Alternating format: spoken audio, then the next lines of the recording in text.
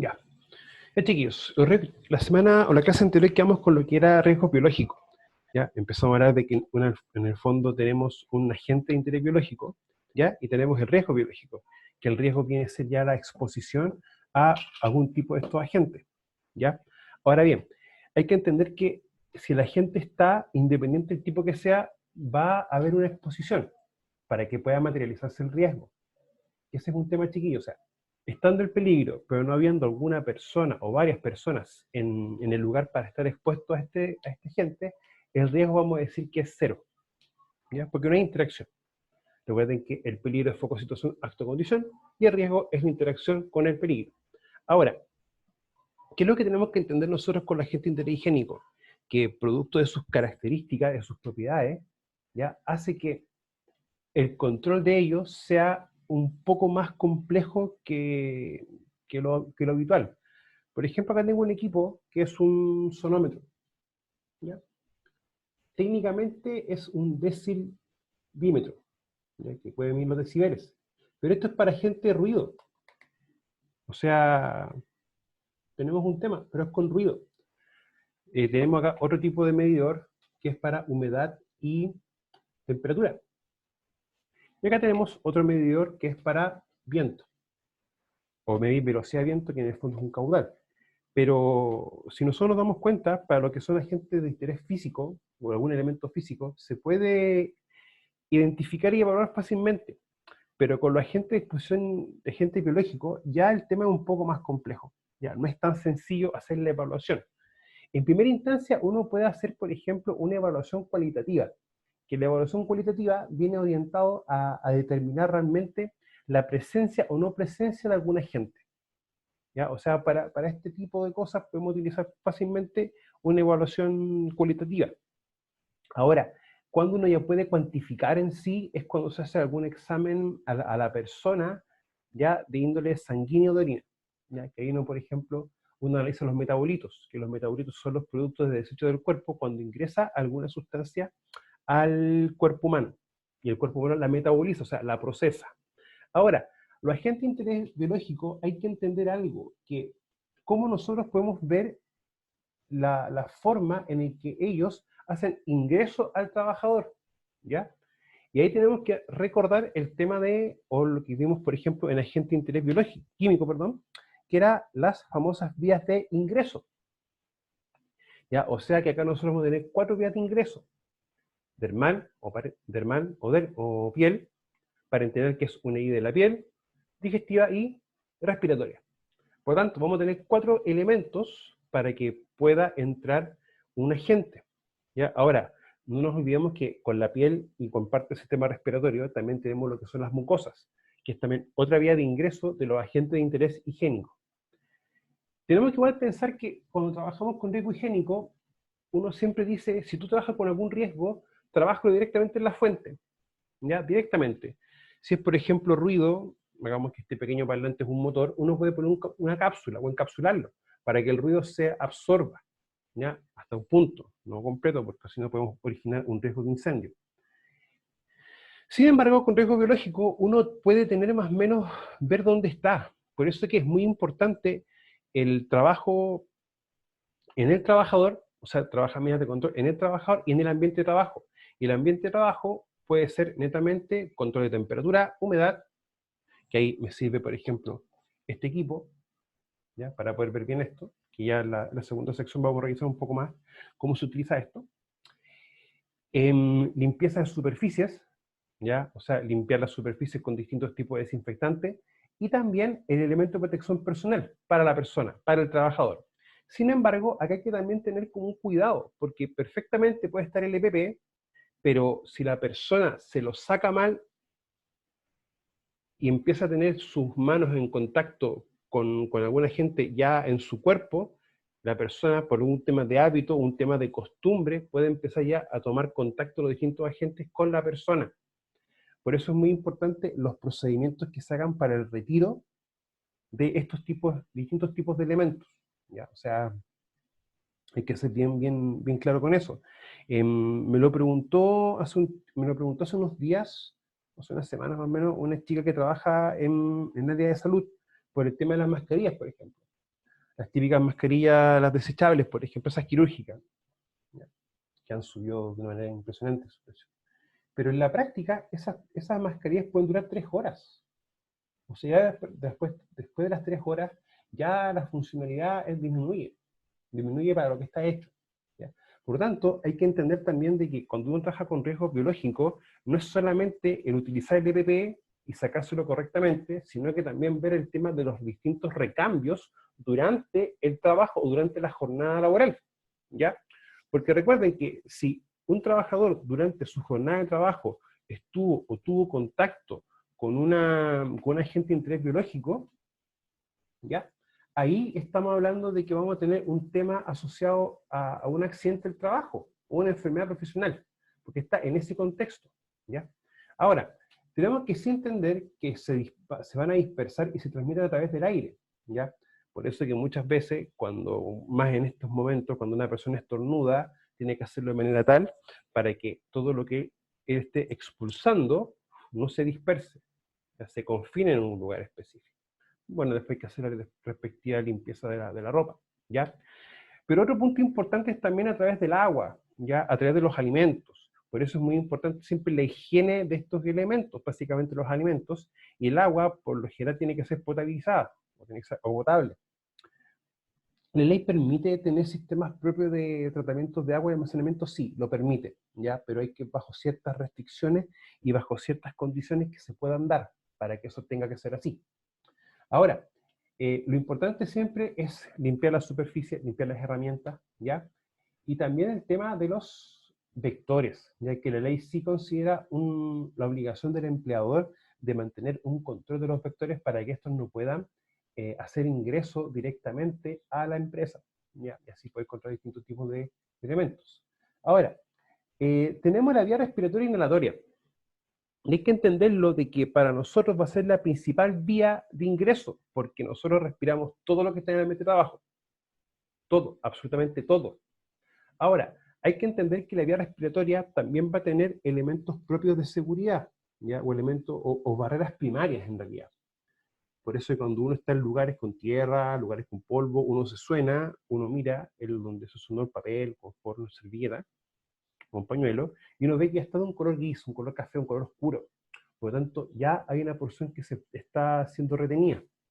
Ahora, los agentes biológicos es ya un poco más complejo, porque muchas veces se encuentran suspendidos en el aire, y el trabajador lo suele respirar.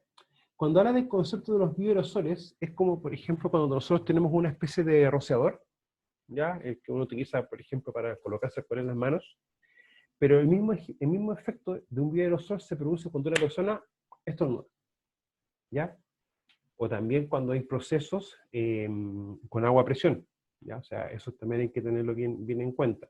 Yo no sé si ustedes han visto, por ejemplo, las personas que están haciendo fumigaciones o limpieza en las calles, cómo están vestidos, ¿ya? O sea, están prácticamente con protección facial completa, ya que eso tiene un grado de seguridad 5 o 6 veces mayor que un simple respirador. Y también el tema de todo lo que es de la respectiva ropa, ¿ya? Específicamente ropa lavable, y el tema de los filtros, el tema de los guantes, ¿ya? Y todo lo que es protección visual también. Por lo tanto, es importante también tener esos elementos bien claros.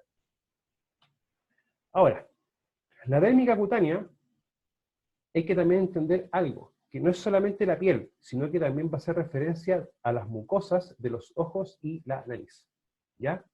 Ahora, hay que entenderlo bien claro. ¿Cómo nosotros vamos a entender esto? Vamos a entenderlo en la práctica cuando tengamos ciertos elementos que nosotros tengamos directamente contacto, eso es lo que hay que evitar.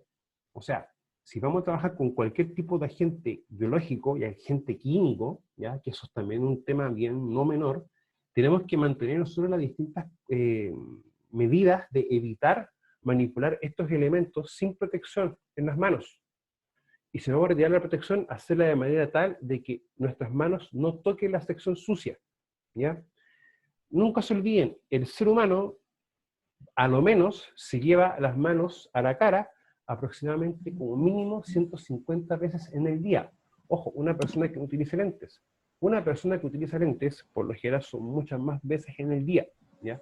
Llega a veces a ser aproximadamente hasta más de 200 veces en un día. Por lo tanto, eso también es un no menor. Ahora, siempre lo importante, chiquillo, es evitar el tema también de las contaminaciones cruzadas, ¿ya? O sea, cuando uno habla de contaminación cruzada, es que algún elemento sucio llegue a un área limpia, ¿ya?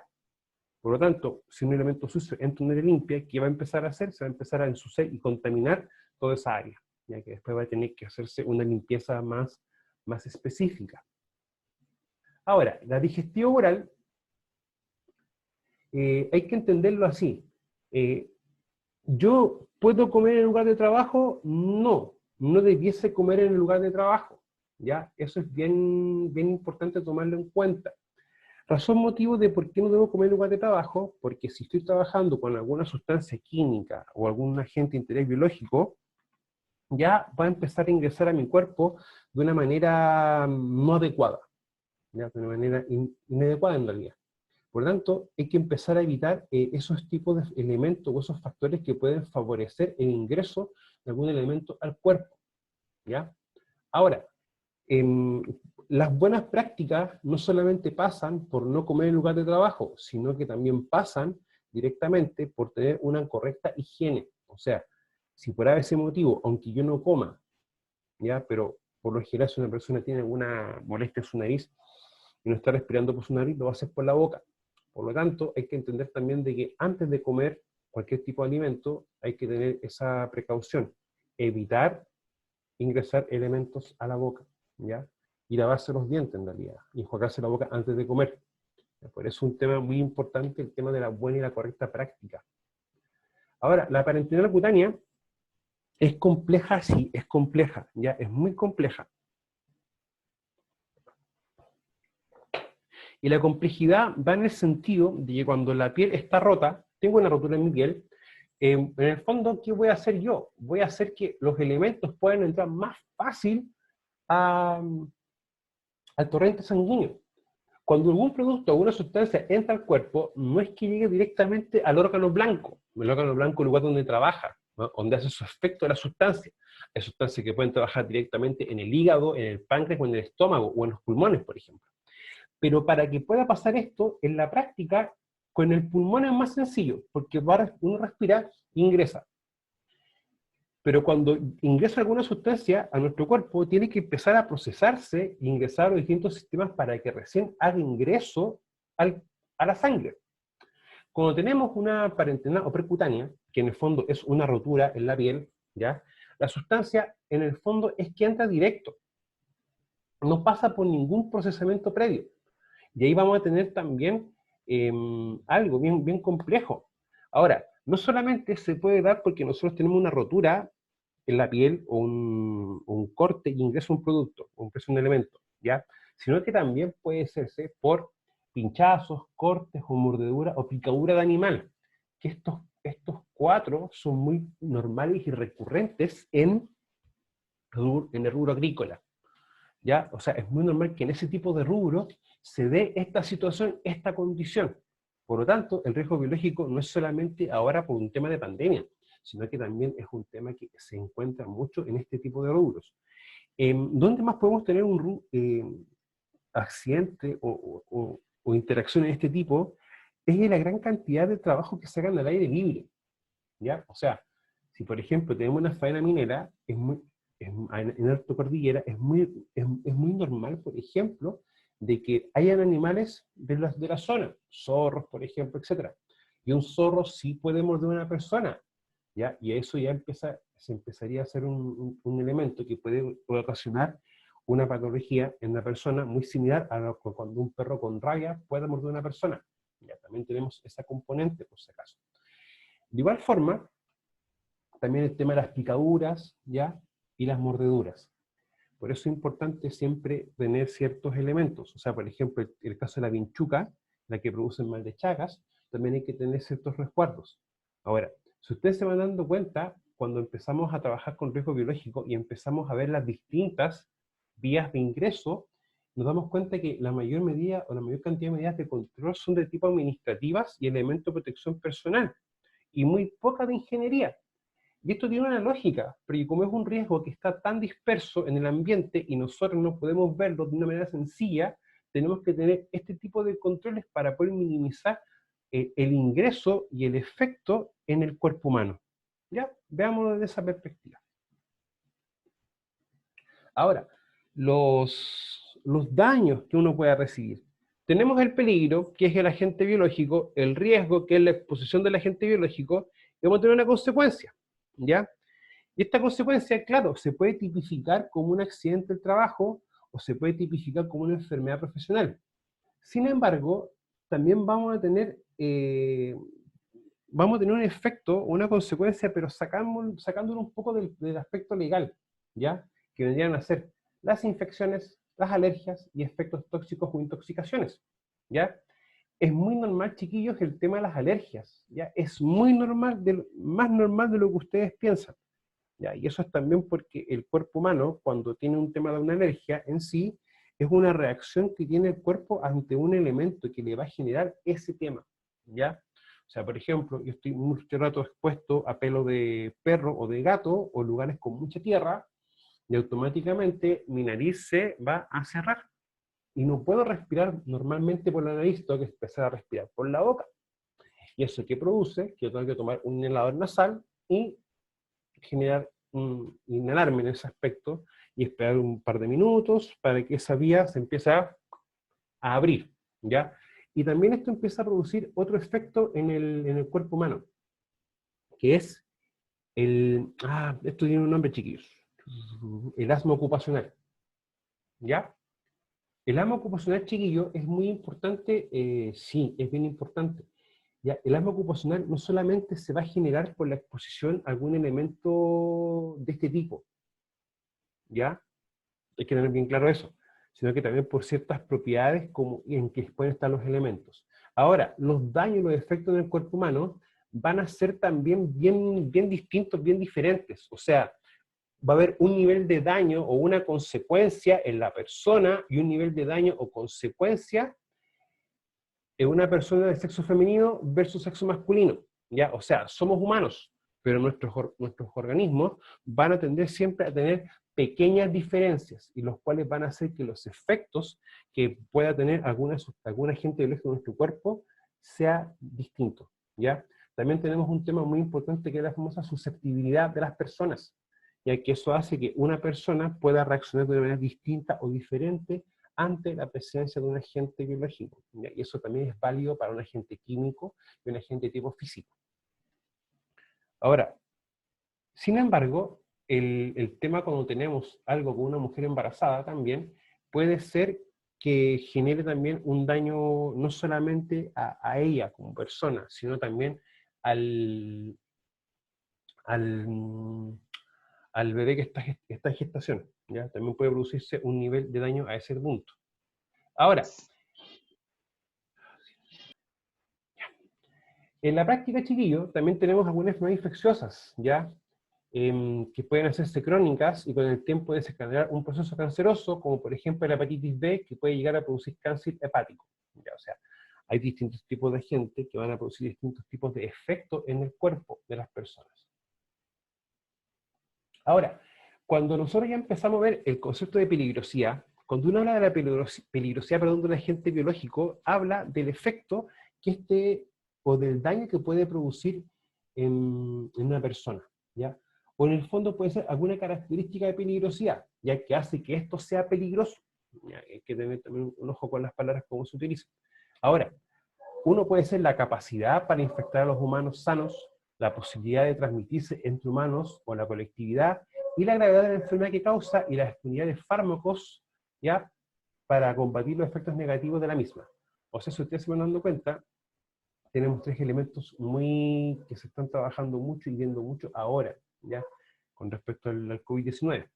Ahora, los agentes de interés biológico se pueden a su vez clasificar en 4 grupos distintos, ¿ya? El primero, que causa una causa poco probable que cause una enfermedad infecciosa en la persona, ¿ya? El segundo tipo, que puede causar una enfermedad leve o moderada, ¿ya? Y luego tenemos un grupo 3 y grupo 4, que el grupo 3 puede causar una enfermedad grave, y en el grupo 4 puede ser una enfermedad grave o muy grave, ¿ya? Y pone en riesgo la vida de las personas. O sea, si no hay un tratamiento médico adecuado, puede producir la muerte de un trabajador, ¿ya? Ya, chiquillos, voy a dejar de compartir y voy a empezar a quitar el silencio, perdón, en sus micrófonos, ¿ya? Chiquillos, recuerden que si no le puedo quitar el silencio a su micrófono, no es porque yo no quiera, es porque la conexión de internet que tengan ustedes en el momento no me lo permite. Ya. Chiquillos, ¿alguna consulta con respecto a esto?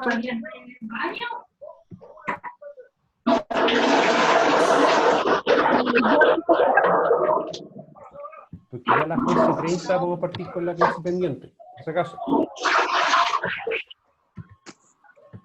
¿Cómo? ¿Tienen alguna duda de lo que estamos viendo ahora? Porque para poder después continuar a las 11:30 con la clase pendiente. Profesor, la clasificación de los 4 grupos, ¿Sí? alcancé a anotar la tercera y la cuarta enfermedad. O sea, Me lo que faltó pasa es que... la 1 y 2. Ya mira, la 3, la 1 primero, algo leve. La 2 es algo ya moderado. La 3 es algo grave y la cuarta es algo gravísimo. ¿Ya? En el fondo, se van a dividir o clasificar en función del efecto que puede producir en la persona. ¿Ya? Ya. Ojo, el PPT de esto está en Moodle por si acaso. ¿Ya? Para que también puedan revisarlo ahí. Sí. ¿Sí? Chiquillos, ¿alguna otra duda más que tengan ustedes de lo que vimos recién?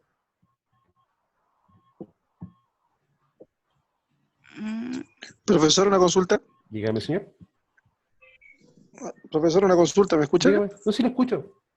Ya, por ejemplo, yo ayer tuve que ir al hospital por un asunto y miraba que las personas, las enfermeras, las personas de la ambulancia se bajaban con un traje, o sea, con una cobertura como de nylon por el virus, me imagino todo eso, ¿Sí? pero después se lo sacaban y lo botaban a un papelero que estaba afuera. Ya, eso igual, ahí hay un error. ¿Cuál sería de procedimiento? ¿Qué pasaría en ese momento? Mira, Porque la gente común y silvestre como nosotros pasaba por alrededor y botaba la comida ahí mismo, entonces... mira, ahí hay un tema muchas veces. Lo que pasa es que cuando tú trabajas con ¿Qué agentes pasa ahí? biológicos o con algún elemento que pueda producir un daño a las personas, tienen que tener una eliminación segregada. Ujú. O sea, yo caería como hospital o como ente de salud, porque, Ya. mira, imagínate que normalmente en un hospital solamente se utilizaban guantes y se desechaban guantes, mascarilla y cosas así. Y eso era un volumen estandarizado, o un Claro. volumen ya definido, pero imagínate ahora. O sea, ahí, ¿qué debe hacerse más correcto? Establecer Claro, un por eso lo pensé. protocolo claro y definido para que todo elemento, por ejemplo, la gente de la ambulancia, sea eliminado en un lugar específico. Y eso después se elimine como con la forma que tenga de eliminarse el hospital. Ya, mira, hay un concepto que se llama REAS, que son los residuos hospitalarios.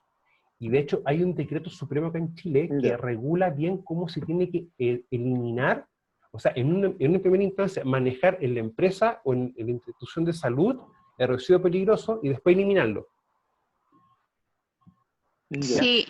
Eso es bien claro. O sea, por ejemplo, gracias. tenemos el 148, que es para el manejo de residuos peligrosos, manejo RESPER. Y también para eso hay procedimientos específicos que la misma ley te obliga y te dicen más o menos cómo hacerlo. ¿Ya? Nosotros, Entonces ahí habría un error. Sí, hay un error ahí. Dígame. hablando más o menos del tema parecido, nosotros en la industria igual tenemos diferentes tipos de basureros para cada gente. O sea, en la práctica, ¿O me equivoco? mira, es que en la práctica, ¿qué van a hacer muchas empresas? Van a tener, por ejemplo, un basurero para papeles, cartones, otro para vidrio, otro para aluminio y otro para comida, o elementos así. ¿Ya? Ahora, es distinto, por ejemplo, un taller mecánico. Que un taller mecánico va a tener un basurero específicamente para todos los elementos que tengan grasa y aceite. Ah, ya. ¿Cachai? Que lo que pasa es que eso va a depender directamente del rubro en que tú estés trabajando. O sea, por ejemplo, en salud tú tienes unos contenedores específicos para todos los elementos cortopunzantes. Sí, ¿Cachai? Entonces eso va a ir en función de él o los riesgos que estén presentes en la depende del empresa. área. Sí, po. O sea, por ejemplo, yo no puedo pedirle a una sala de clases, por ejemplo, que tenga puras sillas y una pizarra, que tengan basureros para elementos con grasa y aceite. No, po. No. ¿Okay? Y también hay un tema de manejo de elementos. Ya, chiquillos, dejamos esto hasta acá y nos vemos en unos 3-4 minutos más, nos vemos a las 11:30. ¿Ya, chiquillos? Con el mismo... Es el mismo enlace. Con la misma... Sí, de hecho, Ah, le ya. envié al Moodle y Moodle usted le envió un correíto. ¿Ya? El mismo enlace, chiquillos. O sea, 4 minutos más. Chao, chao. Chau.